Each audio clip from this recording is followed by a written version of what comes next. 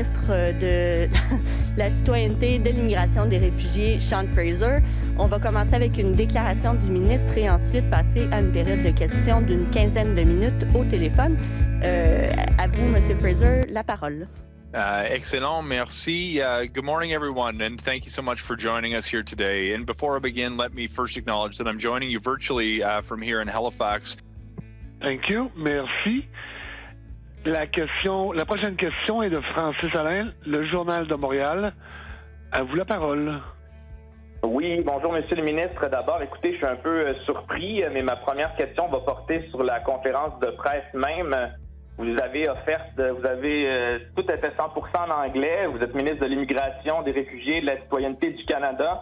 Est-ce que le fait français est important pour vous? Est-ce que c'est respectueux pour la majorité du Québec qui parle français et les francophones au Canada? Quel message envoyez-vous d'offrir votre présentation 100% unilingue en anglais?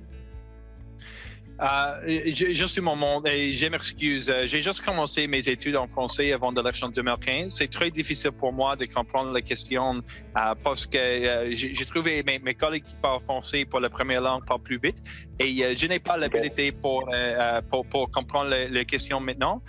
C'est possible pour poser les questions en anglais. C'est difficile et je m'excuse. J'ai fait une promesse et j'ai continué mes études chaque semaine avec un professeur parce que c'est essentiel. I did my master at McGill and I speak Spanish, but we are here in Québec and Canada. Donc, je vais reposer ma question en français. Est-ce que vous trouvez ça acceptable que vous, en tant que ministre de l'Immigration, des Réfugiés et de la Citoyenneté, vous venez d'offrir une présentation 100% en anglais et vous ne comprenez pas le français? Est-ce que ça envoie un message positif aux faits francophones au Canada? Vous êtes nouvellement arrivé au Canada ou alors vous vivez déjà au Canada et soudain vous avez un manque de fonds, une urgence, des projets d'entreprise, une acquisition immobilière et plus. Mais vous ne savez pas où trouver de l'argent. Ne vous tracassez plus, Dossier est la solution. Comment obtenir un prêt en moins de 24 heures? Allez sur dossier.com, créez votre compte, faites une demande de prêt avec un code de référence, obtenez entre 200 et 5 000 $ canadiens en quelques heures. Dossier, c'est la référence, la rapidité, la tranquillité, la satisfaction.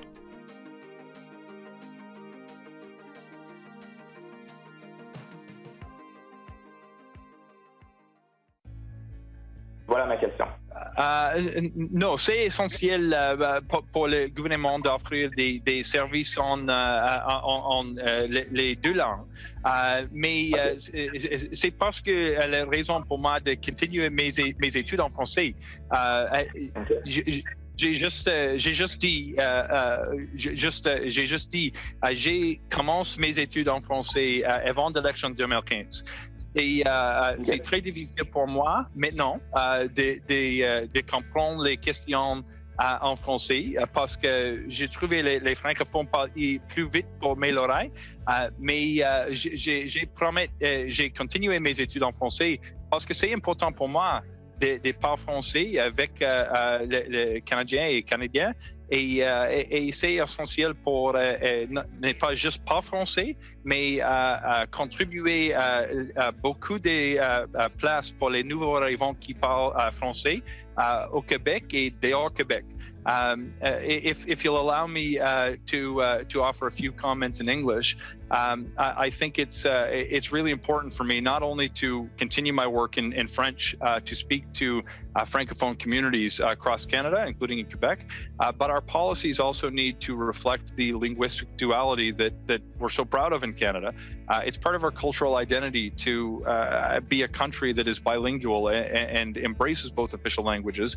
And you're going to see during my tenure as the Minister of Immigration that I don't continue to just improve my French, but that I also work very hard to embrace a national strategy for Francophone immigration and to continue to support the French language in everything that I do. It's something that makes me very proud to be Canadian, and it's a focus I want to bring to this position.